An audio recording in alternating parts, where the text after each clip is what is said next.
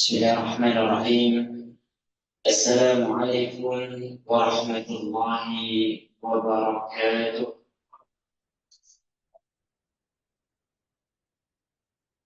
Alhamdulillah. Alhamdulillahilladzi bi ni'matihi tatimmu shalihat. Alhamdulillahi hamdan katsiran tayyiban mubarakan fih. Nahmaduhu subhanahu wa nashkuruhu wa min kulli dhanbin nastaghfiruh. ونشهد أن لا إله إلا الله وحده لا شريك له ونشهد أن محمدا عبده ورسوله سبحانك لا علم لنا إلا ما علمتنا إنك أنت العليم الحكيم اللهم انفعنا بما علمتنا وعلمنا ما ينفعنا وزدنا علما تنفعنا به يا رب العالمين اللهم آت نفوسنا تقواها وزكها وأنت خير من زكاها أنت وليها ومولاها يا رب العالمين. Bapak-bapak sekalian, jamaah sholat subuh Masjid Ar-Raudhah yang semoga dimuliakan Allah. Alhamdulillah, bersyukur kita kepada Allah atas segala limpahan nikmat yang Allah karuniakan kepada kita semua.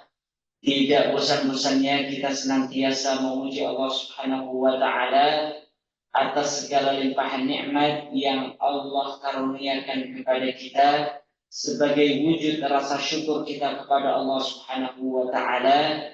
Semoga wujud rasa syukur kita kepada Allah terhadap kenikmatan-kenikmatan yang Allah berikan kepada kita bisa kita ungkapkan bukan sekedar bersyukur memuji Allah Subhanahu wa Ta'ala, melainkan dengan kita menjadikan setiap kenikmatan-kenikmatan yang Allah berikan kepada kita sebagai sarana kita untuk taat beribadah kepada Allah Subhanahu wa Ta'ala. Semoga dengan demikian Allah menggolongkan kita semua ke dalam golongan orang-orang yang bersyukur. Amin ya rabbal alamin.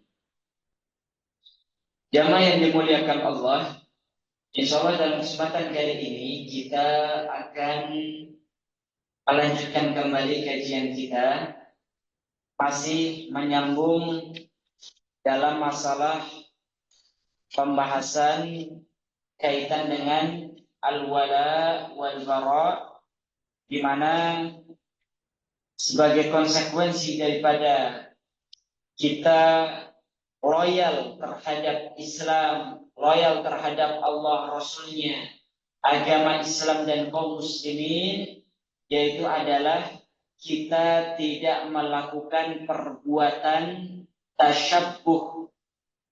Kita tidak melakukan perbuatan tasyabbuh atau meniru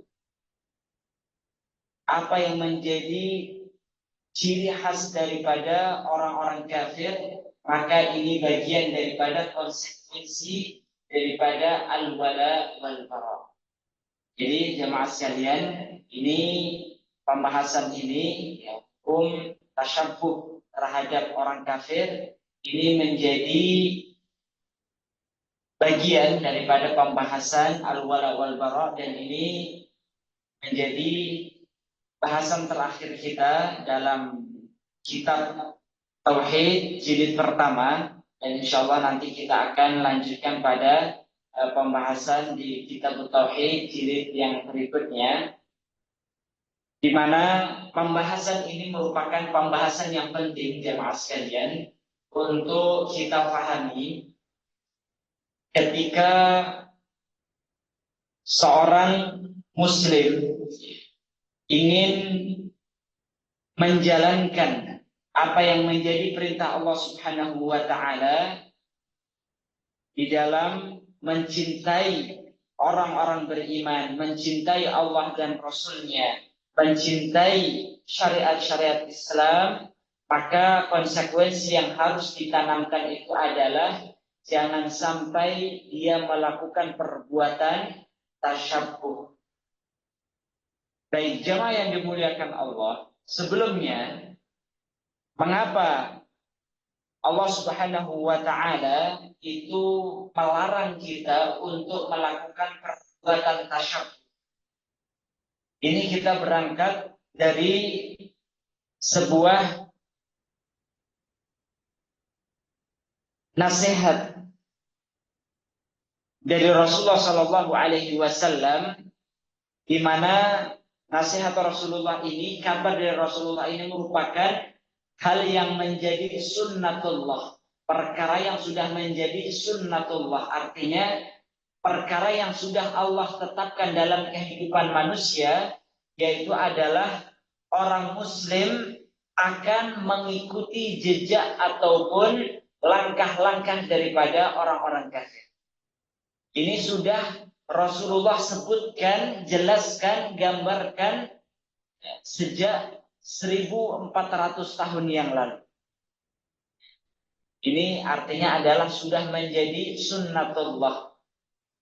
Maka Rasulullah menyebutkan di dalam riwayat Imam Bukhari dari sahabat Abu Hurairah radhiyallahu anhu, Rasulullah sallallahu alaihi wasallam bersabda, "La taqumu as-sa'atu hatta ta'khudha ummati bi akhdhil quruni qablaha.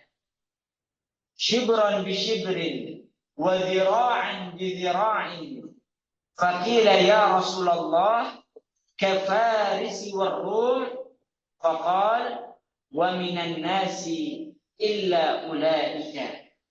Kata Rasulullah sallallahu alaihi wasallam, kiamat tidak akan terjadi hingga umatku.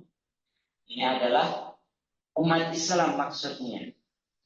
Hingga umat Islam itu mengikuti ta'khudha ummati bi akhdil quruni qablaha. Hingga umatku, umat Islam itu mengikuti jalan kaum-kaum sebelumnya, shibran bi shibrin, sejengkal demi sejengkal, wa dhira'an bi dhira'in, ya, sehasta demi sehasta.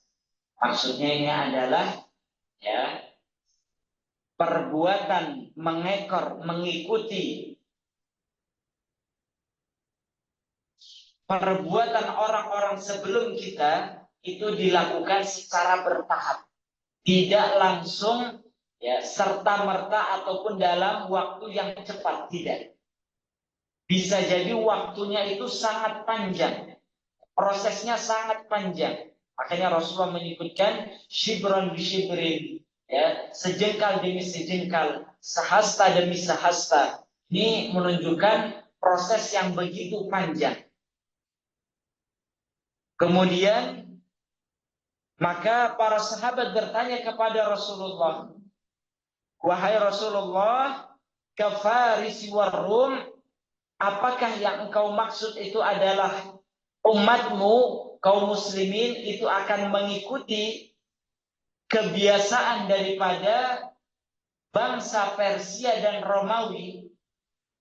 Karena pada zaman Rasulullah budaya ataupun bangsa yang besar pada saat itu hanya dua saja. Kalau tidak Romawi, ya Persia. Karena dua imperium ini adalah dua imperium besar yang menguasai dunia pada saat itu. Maka para sahabat bertanya, apakah kami akan mengikuti Persia? Apakah kami akan mengikuti Romawi? Maka apa jawab Rasulullah? Wa minan nasi illa ulaika. Ya, selain mereka, lantas siapa lagi? Baik, ini hadis yang pertama jamaah sekalian. Dan di hadis yang kedua dari sahabat Abu Sa'id Al-Khudri radhiyallahu anhu, diriwayatkan oleh Imam Muslim, di mana Rasulullah sallallahu alaihi wasallam bersabda, la tattabi'anna sunanal ladzina min qablikum shibran bi shibrin wa dhira'an bi dhira'in. Kata Rasulullah sallallahu alaihi wasallam, la tattabi'anna, sungguh. Ini Rasulullah menggunakan harfut taukid, ya, yang menunjukkan kesungguhan, pasti, benar-benar, ya, sungguh kalian, yaitu umat Islam, umat Rasulullah SAW, sungguh kalian akan mengikuti jalan orang-orang sebelum kalian. Orang-orang sebelum kalian. Shibran bi shibrin wa dhira'an bi dhira'in. Sama prosesnya. Tidak langsung, tidak dalam waktu yang cepat, singkat, tidak. Namun sifatnya adalah berproses. Sedikit demi sedikit. Hatta law dakhalu fi juhri dhabbin lattaba'tumuhum.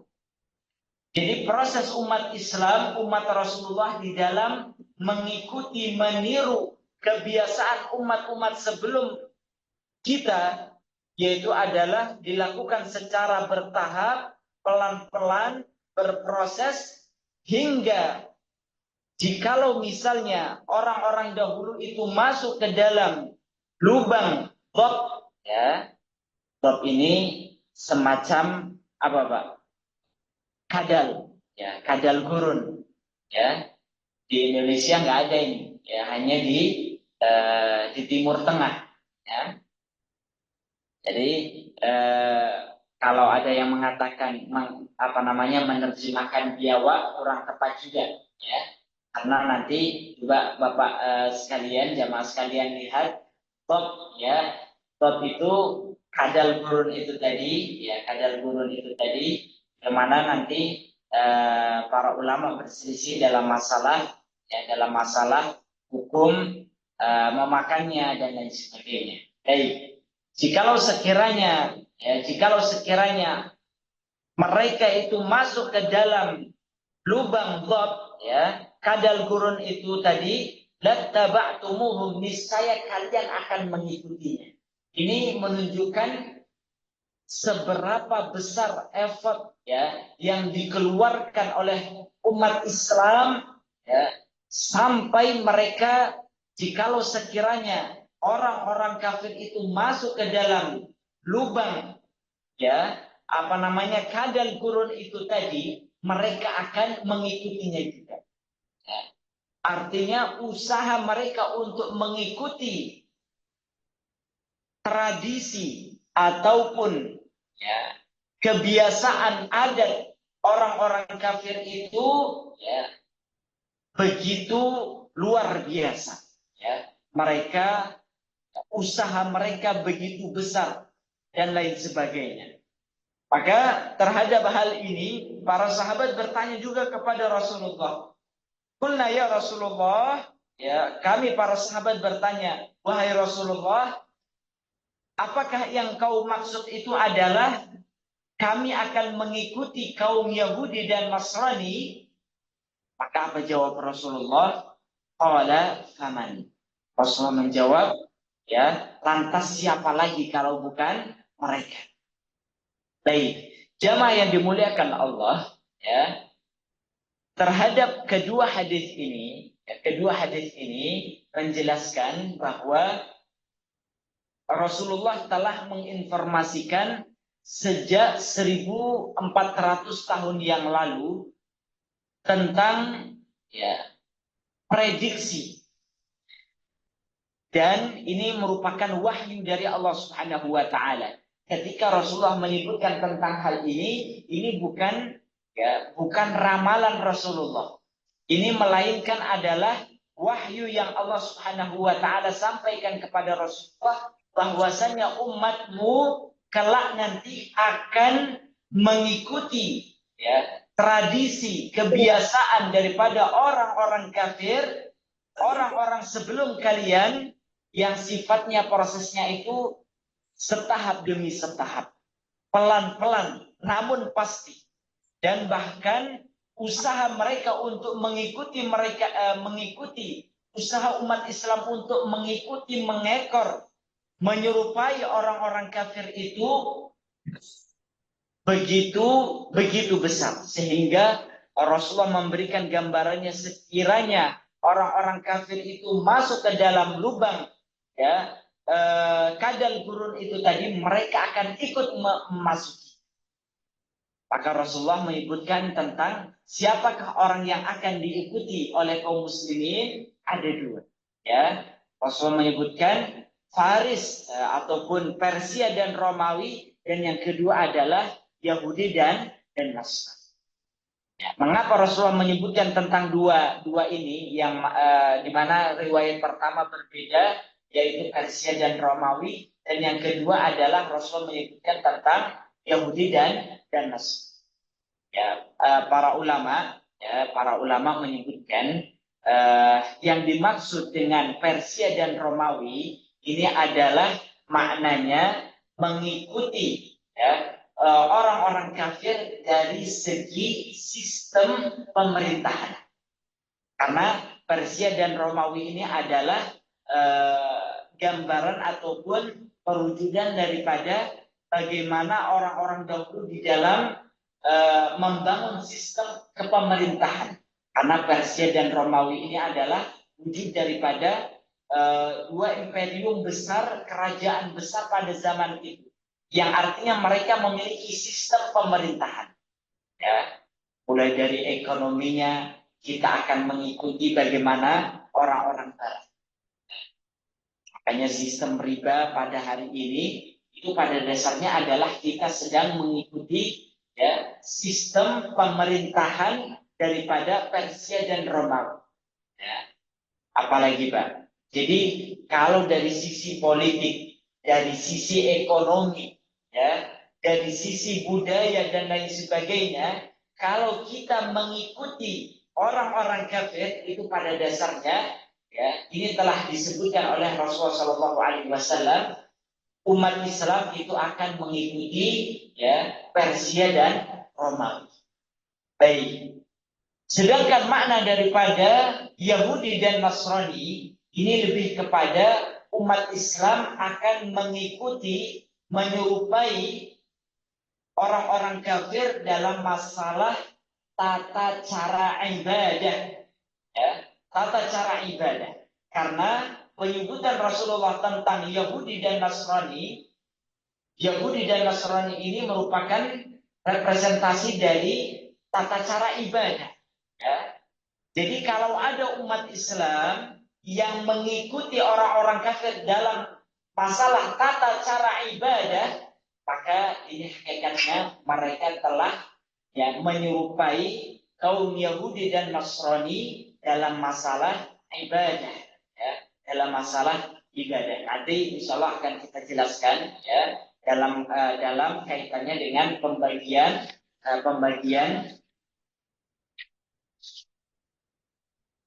ataupun bentuk-bentuk tasyabuh itu tadi.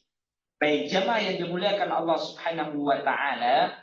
Jadi dari kedua hadis ini, ketika Rasulullah menyebutkan kalian umatku itu akan mengikuti Persia dan Romawi, umatku akan mengikuti kaum Yahudi dan Nasrani.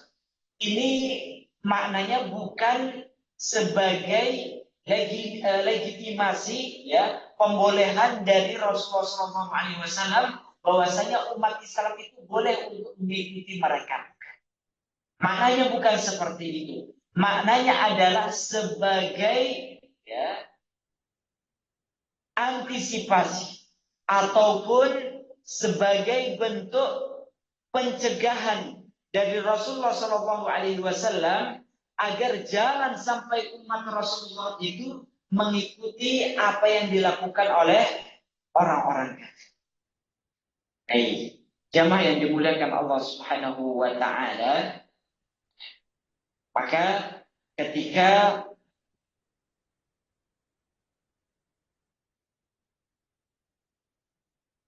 di dalam setiap sholat kita,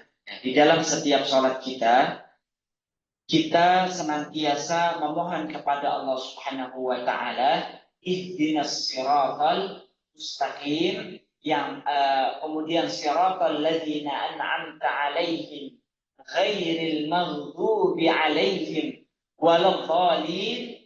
Ya, kita meminta kepada Allah, ya Allah, ihdinas siratal mustaqim. Ya Allah, tunjukilah kami jalan yang lurus, yaitu jalan orang-orang yang Engkau berikan nikmat kepada mereka. Bukan jalan orang-orang yang engkau murkai, apalagi jalan orang-orang yang engkau sesatkan. Ya, ini maksudnya apa jemaah sekalian? Maksud daripada doa ini adalah doa yang senantiasa kita ulang-ulang dalam sholat kita. Bahkan saat kita membaca surat Al-Fatihah. Ya. Maka pada dasarnya di dalam setiap doa kita dalam surat Al-Fatihah itu pada dasarnya kita meminta kepada Allah agar kita tidak melakukan perbuatan tasyahud. Ya, perbuatan tasyahud.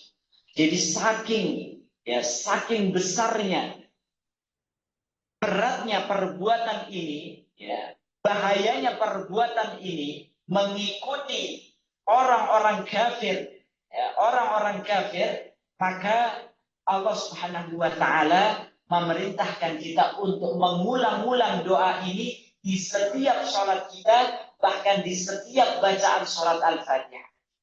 Jangan sampai kita mengikuti orang-orang kafir, jejak-jejak orang-orang kafir, maka kita berdoa kepada Allah, ghairil maghdubi alaihim waladhdallin.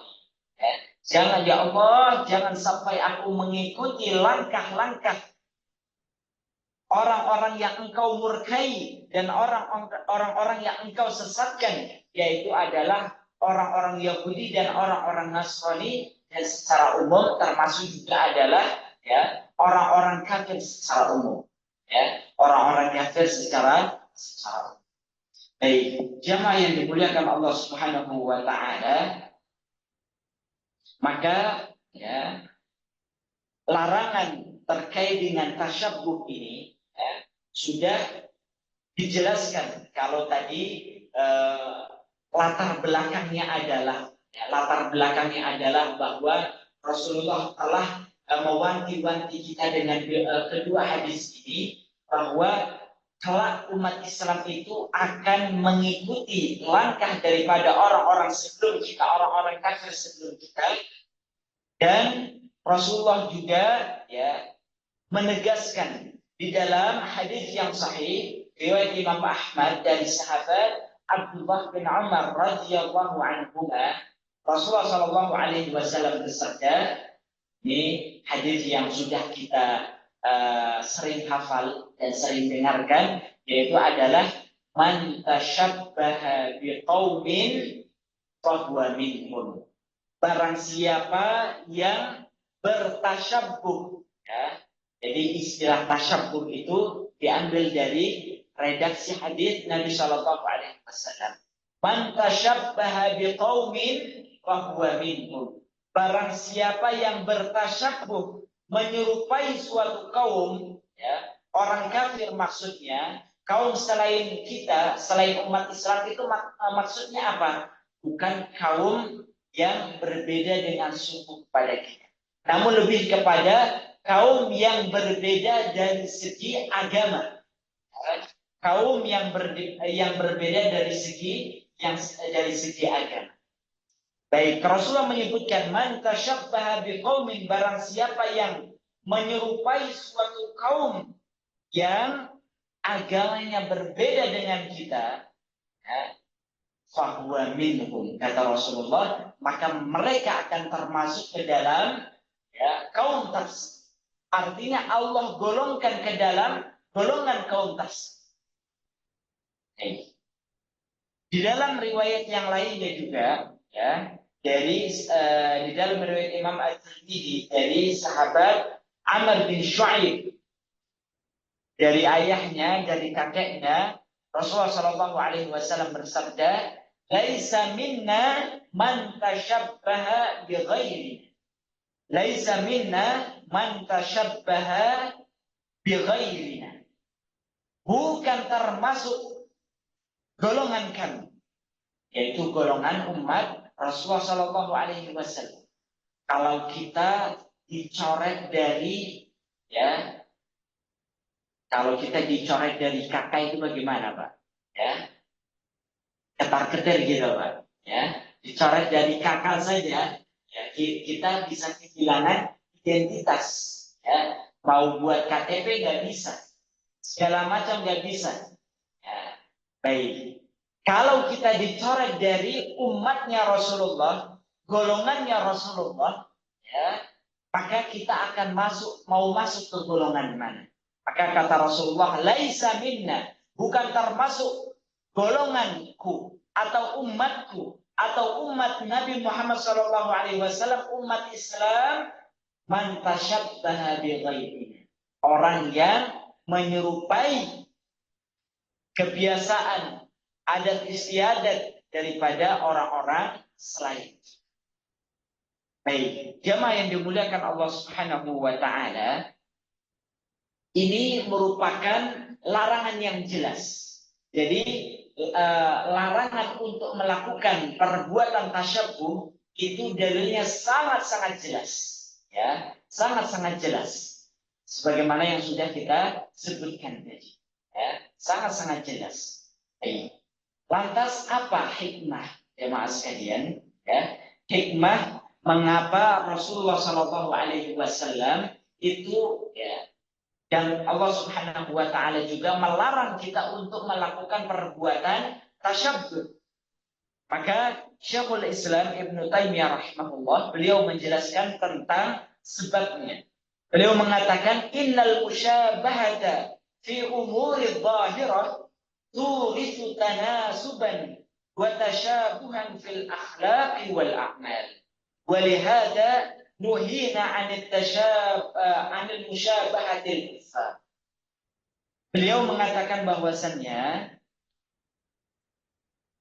penyerupaan pada perkara-perkara yang lahir, yang nampak, misalnya dalam tata cara pakaian kita, dalam tata cara apalagi Pak, ya, seni budaya kita dan lain sebagainya.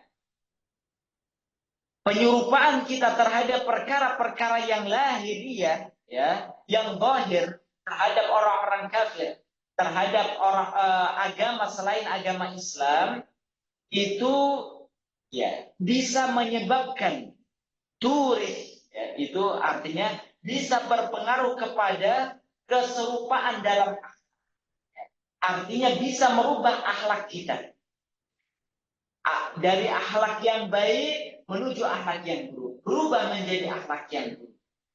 Dan amalan kita,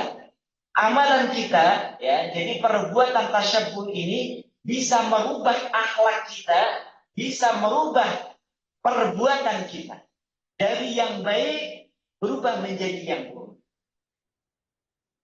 Walihada, oleh karenanya kita dilarang untuk bertasyabbuh terhadap orang-orang.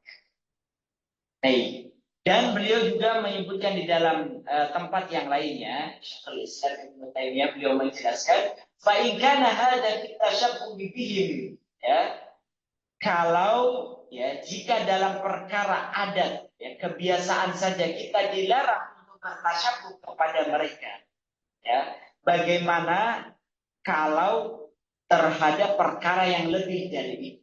Jadi kalau dalam masalah yang zahir-zahir saja, misalnya dalam masalah berpakaian, dalam masalah yang kebiasaan harian-harian, ya, sehari-hari, yang itu menjadi ciri khas daripada orang-orang kafir, itu dilarang kita mengikutinya, apalagi yang lebih dari itu. Misalnya mulai apakah dalam masalah agama, dalam tata cara ibadah dan lain sebagainya, maka ini lebih ditekankan untuk kita menjauhi. Baik. Jamaah yang dimuliakan Allah Subhanahu wa taala, dan bahkan di dalam yang lainnya, ya, mengapa hikmah, ya, hikmah kita dilarang untuk melakukan bentuk tasyabbuh ini, beliau menjelaskan, beliau sedikit memberikan gambaran. Kalau kita itu bertasyabbuh kepada orang-orang kafir, ini sekali lagi akan menyebabkan kepada kedekatan emosional, kecintaan dan lain sebagainya. Sama seperti orang yang berasal dari satu negeri. Misalnya kita sama-sama orang Indonesia, Pak. Tapi ketemunya di Afrika.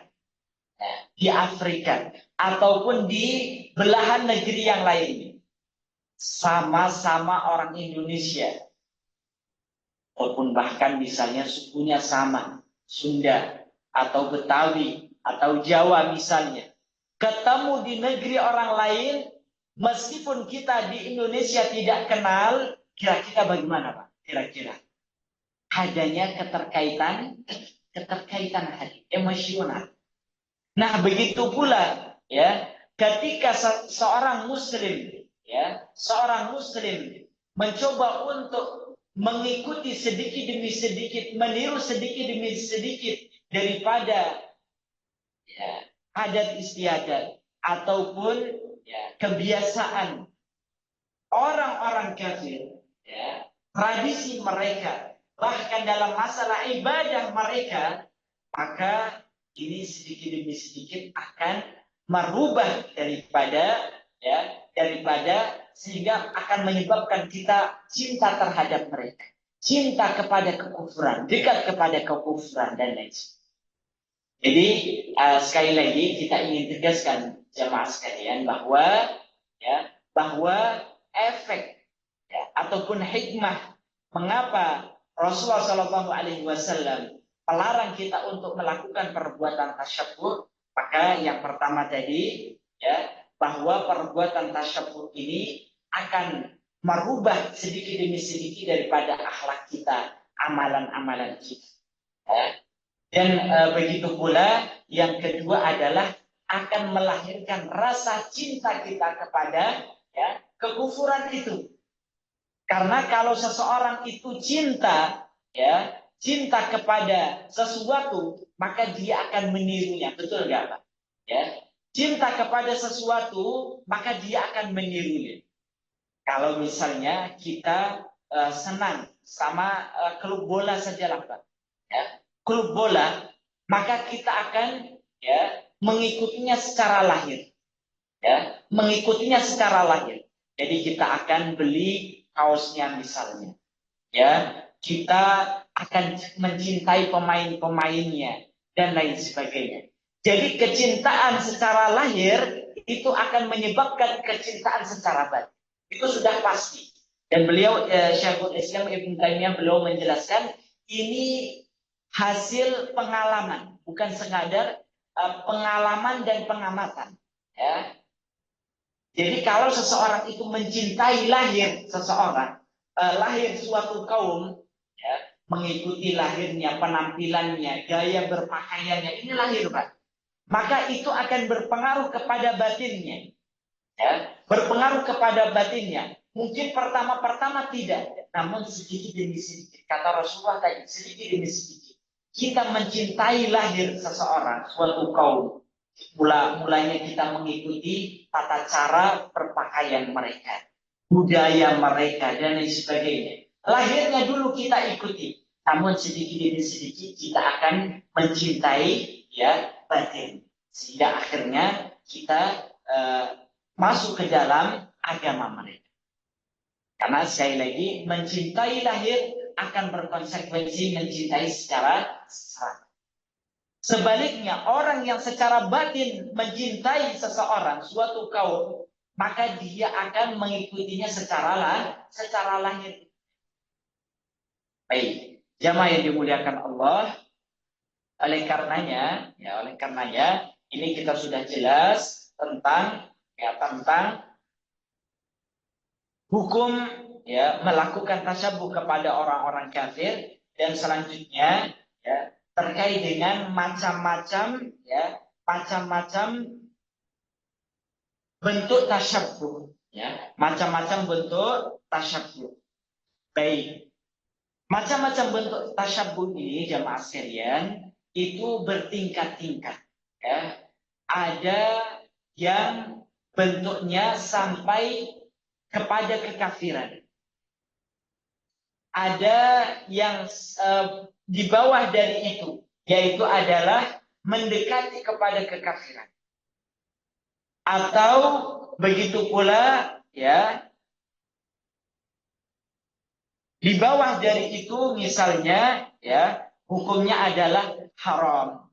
sampai kepada kefasikan dan seterusnya dan seterusnya. Jadi yang paling bahaya itu adalah perbuatan tasyabbuh yang menyebabkan seseorang itu ya jatuhnya adalah kufur, ya, ataupun tadi di bawahnya dosa besar, ya, di bawahnya lagi haram dan seterusnya. Dan ini sesuai dengan amal perbuatan yang mereka lakukan. Baik jamaah yang dimuliakan Allah Subhanahu wa taala, ya, bentuknya bagaimana? Bentuknya adalah kalau yang bentuk tasyabbuh yang sampai kepada tingkatan kekafiran itu tadi adalah ketika kita mengikuti ya, tata cara ibadah orang-orang kafir. Maksudnya bagaimana jemaah sekalian? Orang Yahudi dan Nasrani itu ibadah mereka apa, Pak? Ya, mempersekutukan Allah Subhanahu wa taala. Menjadikan seseorang ya tandingan Tuhan tandingan selain Allah Subhanahu wa taala. Nah, kalau ada orang muslim ya mengikuti sebagaimana apa yang mereka lakukan, artinya mengkultuskan seseorang, menyembah seseorang, ya, bahkan menyembah kuburannya dan lain sebagainya, meminta kepada orang yang telah meninggal, ini masuknya adalah tasyabbuh kepada tata cara ibadah orang-orang Yahudi dan Nasrani. Ada nggak, Pak? Ada. Ya. Dan ini jatuhnya adalah perbuatan tasyabbuh. Ya. Perbuatan tasyabbuh. Jadi kalau ada orang yang menempatkan seseorang, misalnya katakanlah Rasulullah itu makanya Rasulullah itu mewanti-wanti tempatnya, ya, la tatruni kama atratin nasara ibnu al-masih ibnu Maryam, ya, faqulu ana Abdullah wa Rasul. Rasulullah itu menyebutkan janganlah kalian berlebih-lebihan ya terhadapku sebagaimana kaum Nasrani itu berlebih-lebihan terhadap Al-Masih ya Isa ibnu Maryam, ya. Maka kalau ada yang berlebih-lebihan terhadap Rasulullah, itu seperti apa bentuknya, Pak?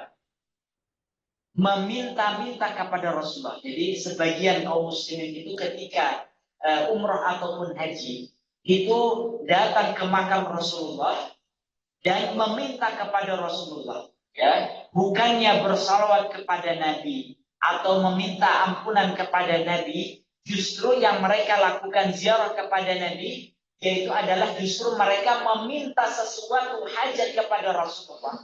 Wahai Rasulullah, aku punya hajat ini dan itu, ya, mintanya kepada Rasulullah. Ini kesalahan besar, ya, dan ini masuk ke dalam perbuatan kesyirikan itu deh. Ataupun kepada selain Rasulullah, misalnya kepada orang-orang saleh, ya, Syekh Abdul Qadir Jilani, diyakini ini itu Syekh Abdul Qadir Al-Jilani bisa mendatangkan manfaat atau menolak madarat dan lain sebagainya, ya. Makanya pasang foto beliau di rumah kita, misalnya rumah kita akan ini dan itu dan lain sebagainya, ataupun ya orang-orang yang lainnya. Ini bisa menyebabkan seseorang ya melakukan kekufuran, dan ini masuk jatuhnya adalah perbuatan tasyabbuh. Kepada siapa, Pak? Kepada orang-orang Yahudi dan Nasrani. Karena perbuatan ini adalah perbuatan yang dilakukan oleh kaum Yahudi dan Nasrani. Jamaah yang dimuliakan Allah Subhanahu wa taala, atau tingkatan yang di bawah, yaitu adalah perbuatan yang dilakukan oleh orang-orang kafir. Misalnya melakukan perayaan-perayaan, ya, melakukan perayaan-perayaan di mana orang-orang Yahudi dan Nasrani melakukan perayaan, ya, di hari-hari raya mereka. Kemudian kita mengikuti mereka, ya, maka ini jatuhnya juga tasyabbuh, ya, jatuhnya juga adalah tasyabbuh. ataupun dalam masalah adat istiadat mereka, ya, adat istiadat mereka, budaya mereka, bagaimana mereka berpakaian, ya, mulai dari anak-anak kita pada hari ini. Sebagian orang itu anti dengan tradisi Arab, ya. Jangan bawa tradisi Arab ke sini.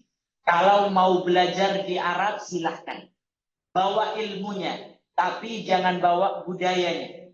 Ya. Sehingga mereka mengatakan sadar itu adalah budaya. Ya. Kemudian apalagi Pak?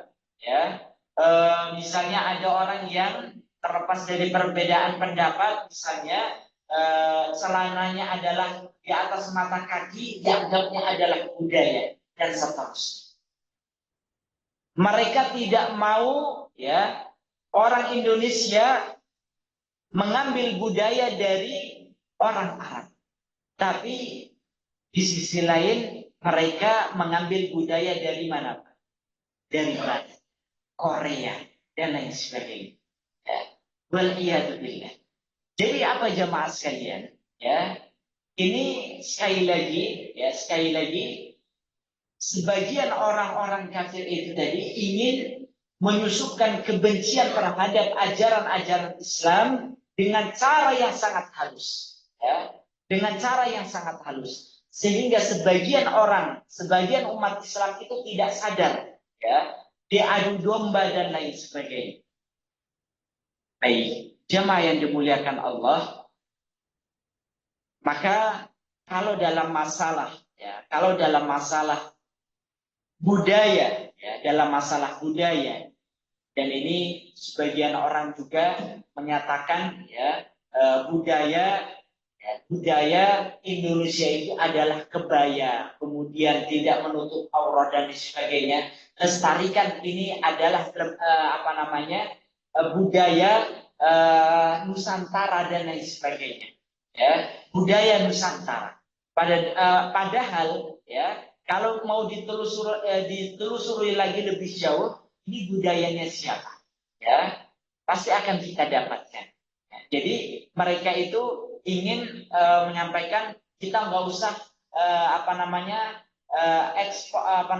impor budaya Timur Tengah misalnya, jilbab dan lain sebagainya. Banggalah kita dengan budaya lokal kita, ya, tadi kebaya dan lain sebagainya, yang jelas-jelas, ya, bertentangan dengan syariat Islam, tidak menutup aurat dan lain sebagainya. Dan kalau ditelusuri lagi, ini sebenarnya bukan budaya, ya, budaya Nusantara dan sebagainya. Pasti ujungnya nanti kalau tidak kepada Hindu dan lain sebagainya, pasti ada yang mereka baik. Jemaah yang dimuliakan Allah, belum lagi kalau misalnya dalam masalah pakaian, ya, kemudian makanan, apalagi Pak, ya, tontonan dan lain sebagainya, seluruhnya kita ini sudah mulai mengikuti apa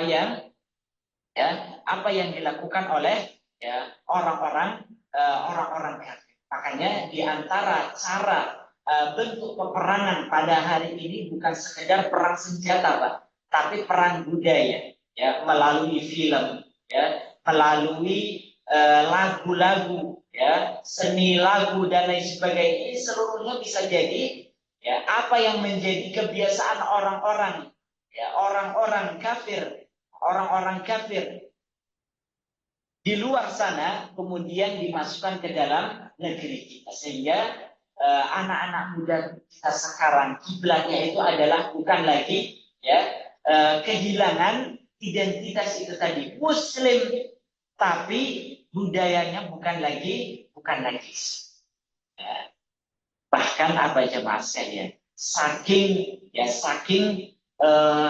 besarnya pengaruh daripada budaya musik ini, ya, ritual keagamaan, ya, solawatan judulnya Pak, tapi, ya, mengalami pergeseran sehingga yang diundang dalam acara solawatan itu apa Pak? Biduan. solawatan tapi ya konser, nyanyi-nyanyi, joget-joget dan lain sebagainya. Ini sekali lagi makanya betul apa yang disabdakan oleh Rasulullah, shibron bi shibrin, dira'an bi dira'in. Terjadi sedikit demi sedikit, sejengkal demi sejengkal, sehasta demi sehasta. Ya. Mulai dari ketika musik itu tadi kita terlepas dari perbedaan musik misalnya, ya terlepas dari perbedaan hukum musik itu tadi. Namun ketika tradisi ini ya mulai masuk kepada kita, kemudian hingga pada akhirnya yang kita lihat pada hari ini orang pengajian rasanya sudah apa konser, ya konser seperti konser musik. Jadi kalau sekedar pengajian itu sepertinya garing, makanya dibumbui dengan musik itu tadi, ya joget-joget dan lain sebagainya.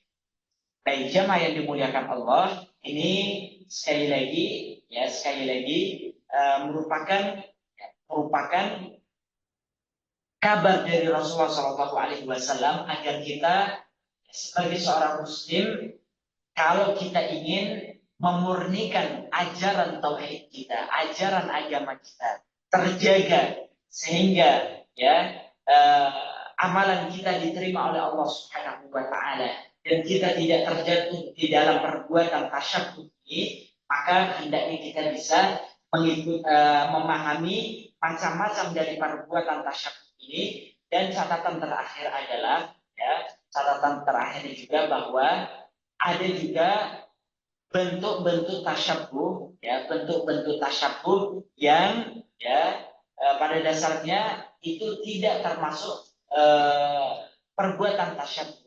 Contohnya adalah misalnya kalau misalnya orang-orang kafir itu memelihara jenggot, kemudian kita juga memelihara jenggot, apakah itu bentuknya tasyabbuh? Ya. Atau yang lainnya misalnya, ya perbuatan itu sudah dilakukan oleh umat Islam, kemudian perbuatan itu juga dilakukan oleh orang-orang kafir misalnya, apakah perbuatan itu tasyabbuh? Ya juga tidak. Ya. Misalnya keren orang-orang Korea misalnya selamanya adalah di atas mata kaki, apakah kita itu perbuatan tasyabbuh? Tidak. Ya. Jadi sekali lagi ini juga sebagai catatan, jangan sampai kita tidak tahu batasan-batasan tasyabbuh. Tasyabbuh memiliki batasan-batasannya. Ada yang diharamkan, ya, ada juga perbuatan yang dianggap tasyabbuh namun itu tidak termasuk tasyabbuh. Baik, termasuk juga mempelajari ilmu-ilmu duniawi misalnya yang dibutuhkan seperti kedokteran, kemudian apalagi semacamnya, ya maka itu bukan tasyabbuh. Jadi jangan sampai ada orang-orang yang terjebak ke dalam perbuatan yang ekstrim, berlebih-lebihan. Oh ini tasyabbuh sehingga seluruhnya nggak boleh, ini juga nggak boleh. Ya. Baik, wallahu a'lam, mungkin hanya ini yang dapat kami sampaikan, lebih dan kurangnya kami mohon maaf. Selanjutnya sisa waktu kami berikan kepada jamaah sekalian jika ada yang ingin. Wallahu a'lam. Baik, ya yang online. Baik, jamaah yang mengikuti via Zoom, maka jika ada yang ingin ditanyakan kami persilakan. Atau melalui chat juga bisa. Ini kan di di multiculture, ya multiculture itu apa tuh juga agama berbeda. Kantor, yang mau nanya saya, itu tidak tasyabbuh, tapi kita seperti contohnya ada yang mengucapkan selamat ulang tahun kepada kita, nggak mengucapkan selamat ulang tahun juga, cuma kita cuma mengucapkan semoga lebih sehat, lebih. Tapi saya tidak mengulang, ataupun ketika orang Natalan kita tidak berkata selamat Natal, tapi kita mengatakan di chat seperti ini misalnya, selamat liburan dan berkumpul bersama keluarga. Jadi kita tidak menyelamatkan apa atau menyelamati hari besar mereka, tetapi dengan bahasa lain karena untuk menjaga apa namanya tali apa pergaulan saja Ustaz. Apakah ini ditasyabu ataukah ini diperbolehkan Ustaz, sepanjang apa rangkanya sebenarnya untuk pergaulan. Tapi kita tidak apa ya bermain kata Ustaz seperti itu Ustaz. Bagaimana Ustaz?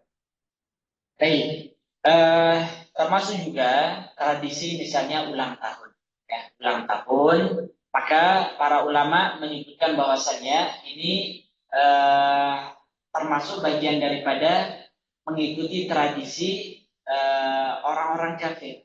Artinya adalah kebiasaan, tradisi merayakan ya hari bertambahnya umur seseorang itu masuk ke dalam perbuatan tasyabbuh itu tadi. Ya, karena ini pada dasarnya tidak pernah dicontohkan oleh Rasulullah Shallallahu Alaihi Wasallam dan lain sebagainya. Justru seorang muslim ketika hartanya hilang itu sedih atau gembira, Pak. Hartanya hilang misalnya, hartanya berkurang misalnya, pasti ada kesedihan. Ya. Sama juga umurnya berkurang seharusnya bersedih. Baik. Jadi kalau saya ditanya hukum hukum ulang tahun misalnya, saya tidak merayakannya, dan saya tidak sependapat. Baik. Kemudian bagaimana sikap kita kalau ada orang yang merayakan ulang tahun? Kalau dibutuhkan, maka ya cukup kita mendoakan keberkahan umurnya. Dan kita dalam hati ada pengingkaran bahwasanya kita tidak setuju dengan perbuatan tersebut. Itu sudah cukup. Jadi dalam hati karena sekecil, makanya ini dalam masalah ingkarul mungkar, bagaimana kita melihat kemungkaran, kalau kita tidak bisa mulai dari tangan, lisan, paling kecil apa Pak? Mengingkari dalam hati. Jadi dalam hati kita tidak setuju dengan perbuatan tersebut. Itu sudah sebagai bentuk pengingkaran. Itu yang pertama. Kemudian yang kedua, ya dalam masalah tentunya kita bisa berretorika dalam pergaulan sehari-hari, ya dalam rangka menjaga hubungan hubungan sama manusia ya, dan lain sebagainya, hubungan sosial, boleh kita melakukan trik-trik yang seperti itu. Jadi contohnya tadi kita cukup mendoakan keberkahan pada umurnya, semoga umurnya Allah berkahi dan lain sebagainya. Ataupun tadi misalnya contoh orang non muslim, orang kafir sedang dalam perayaan hari raya mereka, ya maka hukumnya jelas, kita tidak boleh untuk ikut bersama mereka dalam perayaan agama mereka. Ini yang fatal juga, ya. Sudah jelas-jelas itu adalah perayaan hari raya mereka, kita ikut, ya. Kita ikut ke tempat ibadah mereka, bersama mereka dan sebagainya, ataupun mengungkapkan selamat atas hari raya mereka. Ini juga jelas-jelas bentuknya adalah tasyabbuh. Ya, baik. Maka bagaimana yang bisa kita lakukan retorika itu? Ya, semoga dengan retorika yang pertama tadi yang harus kita pastikan dalam hati kita mengingkari perbuatan itu. Itu yang pertama, yang nggak boleh hilang. Kemudian yang kedua, kita bisa menggunakan retorika itu. Ya, bisa tadi kita ambil momen liburannya dan lain sebagainya.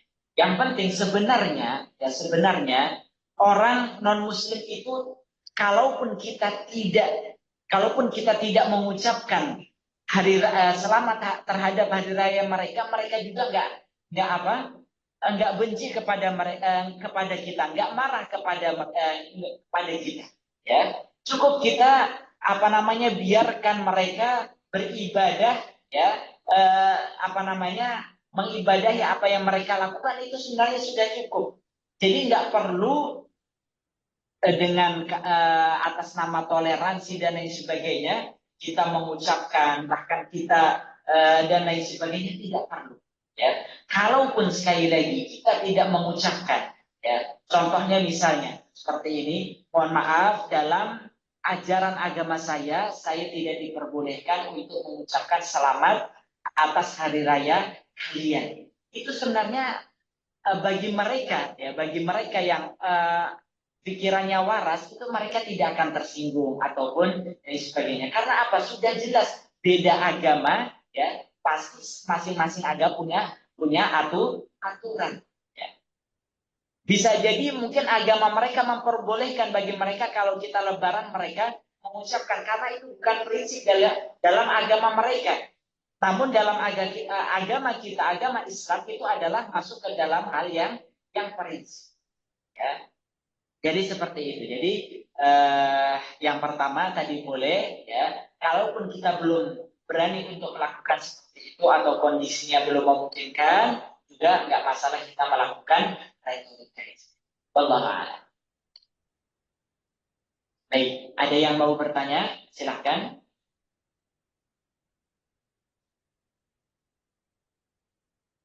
Iya. di di diikuti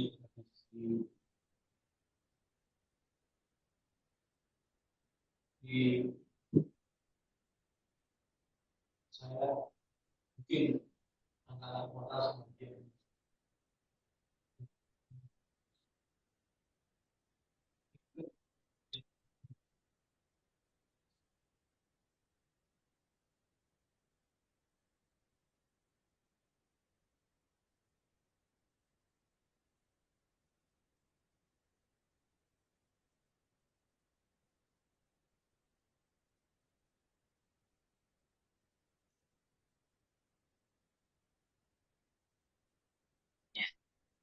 Baik, dalam masalah maulid ini, jamaah sekalian, tentunya kita tidak bisa lepas dari yang namanya perbedaan. Dan ini juga perbedaan ini sudah berlangsung sejak lama. Artinya, eh, Ya, ya, pertama kita kembalikan kepada terkait dengan bagaimana kita menghukumi perayaan Maulid ini. Pertama, kita kembalikan kepada masing-masing individu. Artinya masing-masing umat Islam silahkan mengambil pendapatnya. Dan sekali lagi pendapat kita akan kita pertanggungjawabkan di hadapan Allah Subhanahu wa taala. Itu yang pertama. Kemudian yang kedua, kalau terkait dengan perayaan Maulid ini tentunya masing-masing, misalnya ada yang membolehkan, ada juga yang tidak membolehkan, dan masing-masing tentunya punya dasar itu tadi, ya, punya dasar. Dan saya tidak menghukumi perbuatan perayaan orang yang melakukan perayaan ini, misalnya perbuatan bid'ah dan lain sebagainya. Namun sekali lagi ini perbedaan yang bisa diambil pendapatnya oleh masing-masing umat Islam. Sehingga bagi orang yang memperbolehkan, ya, bahkan menganjurkan, maka tentunya punya dasar-dasar, dalil-dalil dan sebagainya. Di antaranya tadi memperingati kelahiran Rasulullah, ya, karena dengan lahirnya Rasulullah adalah dan lain sebagainya. Banyak sekali dalil-dalilnya seperti itu. Dan begitu pula bagi yang tidak merayakan ataupun tidak setuju juga punya dalil seperti itu. Jadi terkait dengan orang yang antara maulid dengan perayaan hari ulang tahun, yaitu adalah di antara dasar ataupun dalil yang diambil oleh yang berpendapat diperbolehkannya perayaan Jadi sekali lagi, namun kita pastikan bahwa jangan sampai perbedaan ini yang menyebabkan kita umat Islam berpecah belah dalam masalah ini. Saya tidak ingin karena kita berbeda dalam masalah ini, ya, karena ini sudah jatuhnya adalah bertahun-tahun, jangan sampai membuat kaum muslimin tersibukkan dengan masalah ini saja, kemudian lupa dengan PR-PR yang justru lebih pentingnya. Wallah. Ustaz, ada pertanyaan online. Ya. Ustaz mau tanya, mengucapkan barakallah dunia wal akhirat. Layanan bagaimana? Ya.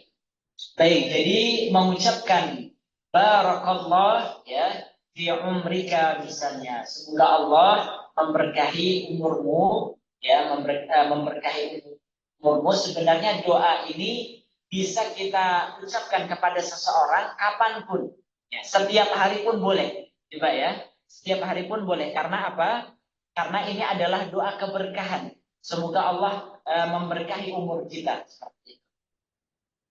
Dan bagaimana ketika kita mengucapkannya di hari ulang tahunnya, kalau saya berpendapat bahwa ini masih masih ringan ya, artinya kita mendoakan seorang ya, sebenarnya hukumnya adalah hukum umum kapanpun kita bisa mendoakan kepada seseorang.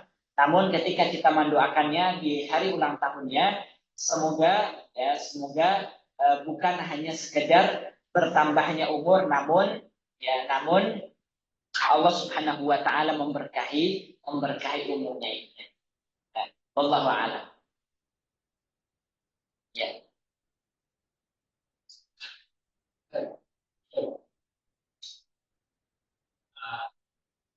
Saya sama Pak. Ya. Ini terkait dengan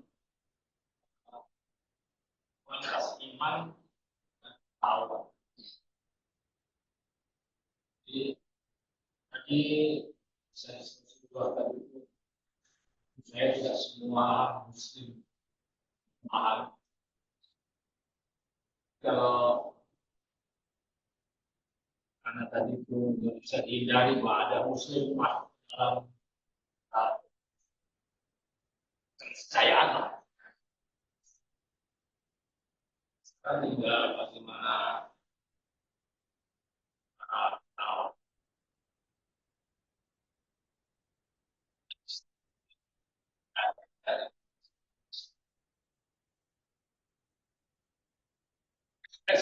Ya. Baik. Baik, jadi selama tadi attaqullah mastata'tum, kaidahnya adalah bertakwalah kita kepada Allah semampu kita. Artinya bagi kita yang mampu untuk menghindari perbuatan tasyabbuh yang sudah kita ketahui, maka hendaknya kita bisa meninggalkannya sesuai dengan kemampuan kita ataupun sebatas maksimal kemampuan kita, ya. Dan kewajiban kita adalah untuk memberitahukan kepada orang lain. Itu sebagai upaya kita untuk menjaga dan menyampaikan apa yang kebenaran yang Allah berikan kepada kita. Wah, cukup teman sekalian. Ya. Masalahnya sudah tersedia ini. Sudah cukup, baik. Kita akhiri dan sempurnakan majelis kita dengan membaca hamdalah dan doa kafaratul majelis. Alhamdulillahirabbil alamin. Subhanakallahumma wa bihamdika asyhadu an la ilaha illa anta astaghfiruka wa atubu ilaik. Aqulu qawli hadza wa astaghfirullaha li wa lakum. Assalamualaikum warahmatullahi wabarakatuh.